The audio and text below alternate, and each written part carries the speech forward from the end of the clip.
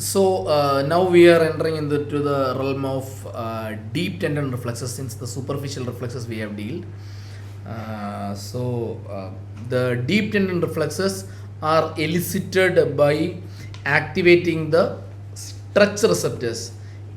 Because if there is a muscle and you stretch the muscle, the tendon and the muscle tendons are all stretched, the stretch receptors, the muscle spindles, will send the impulses of stretch to the spinal cord, and the spinal cord will send impulses back to the motor alpha motor neuron, so that the stretched muscles contract and come back to its state.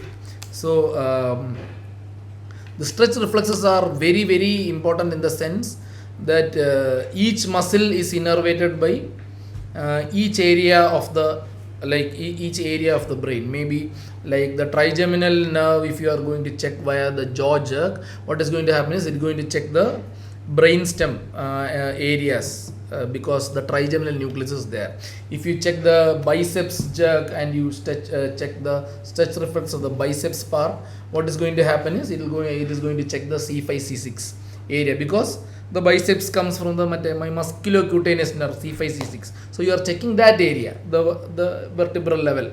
So by checking the deep tendon reflexes, we can assess the level of lesion. So keep that in mind, and we are going to do the deep tendon reflexes. So before starting the deep tendon reflexes, this is a new instrument, I guess. This is called a knee hammer.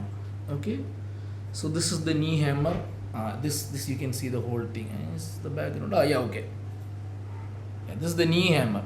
So the knee hammer, you hold the knee hammer at this tip. Okay, so you hold it at this tip and make it hang freely. Don't take this and start hitting. Okay, always use a free flow. It should make an arc like this while hitting. If you are going to hit any area, you should come and hit like this using an arc. Okay, if it is like jogger, you can come like this, but it should make an arc. You should not hold it near the heavy point. If you have the knee hammer, you will understand that this is a heavy point and this is very light point. It can hang nicely like this.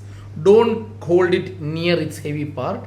The idea is that the knee hammer should create a fast stretch by just hitting and coming back, just like that.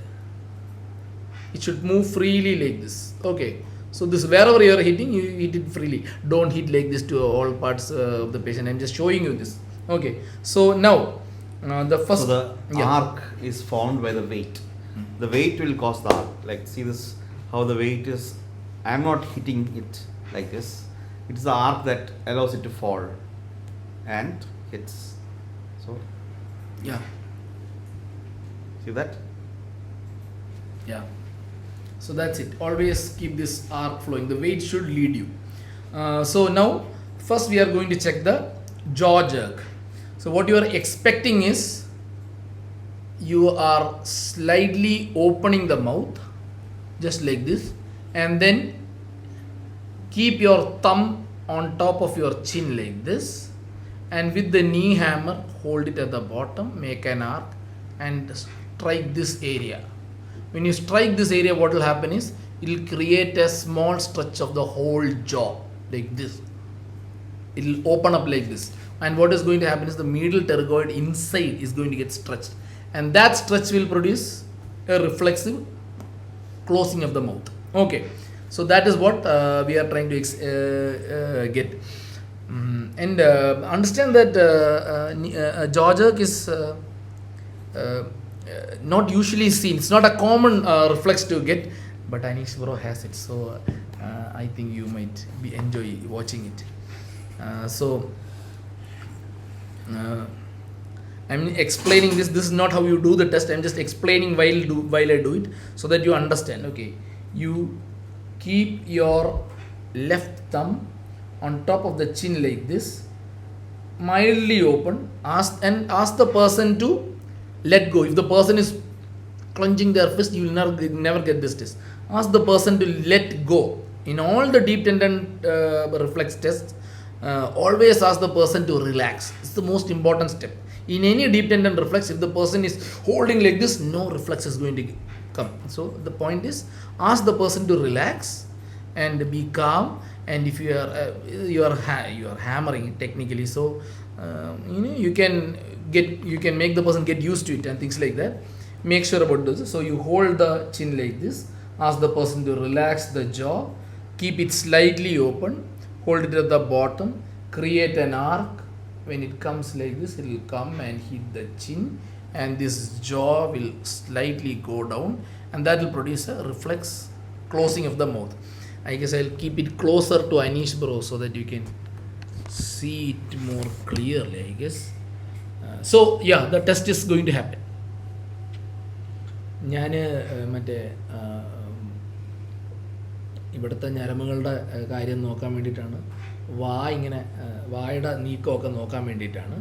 Okay, അപ്പം relax ചെയ്തിരിക്കണം, വെറുതെ ടെൻഷനൊന്നും അടിക്കരുത്, ലൂസായിരിക്കുക. Okay, എന്തെങ്കിലും ബുദ്ധിമുട്ടുണ്ടെങ്കിൽ പറയുക. Okay, so that is it. So keep the തമ്മി അങ്ങനെ തമ്മി വെച്ചു. ഓക്കെ, ചെറുതായിട്ട് ലൂസാക്കിക്ക്. ലൂസായി വെച്ചോ. Okay,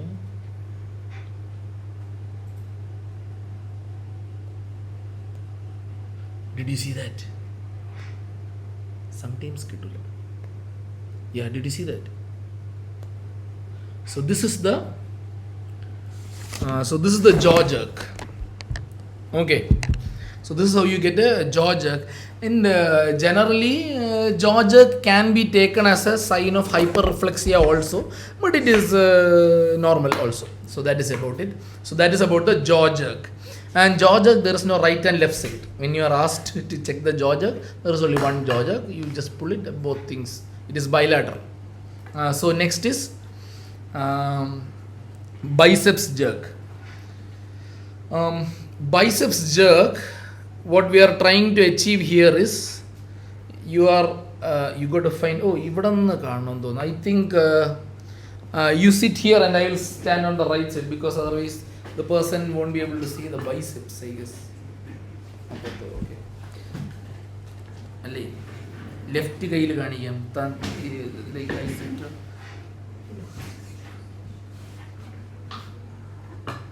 There is no way to show this, അല്ലേ? ഇതെങ്ങനെ കാണും? Okay.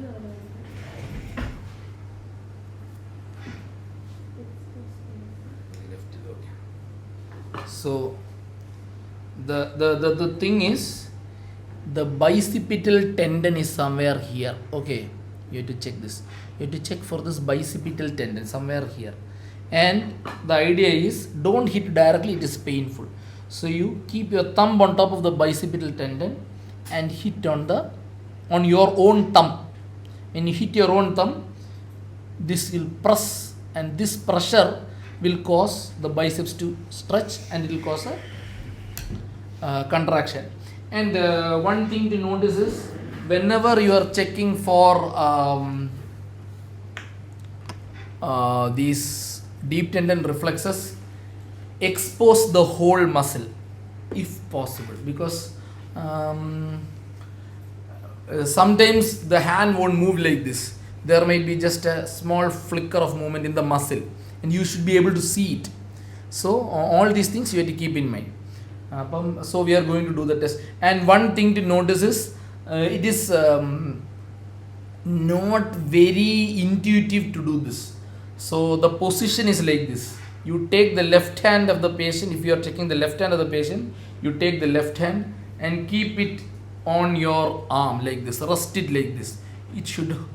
The whole weight should rest on your body and not on your hand. If the person is holding some muscle, you should ask the person, relax, don't worry. You should make the person relax and then do the test.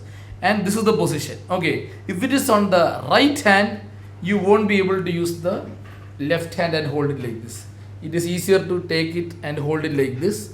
And here, if you could see from the other side, you can see that my right hand is actually on top of the bicipital tendon. I can feel it. Okay, so you hold it like, so there is a new subject. Okay, physiology, new subject, because very good bicipital tendon and very good biceps reflex, C5 C6 functioning right. Okay, so take the left hand with the left hand, keep the left hand on your arm, and rest ചെയ്തു and you are touching the bicipital tendon, and after touching the bicipital tendon you can touch it and then കുറച്ചൊന്ന് rest ചെയ്തു. Yeah, you can see this part is moving. Okay,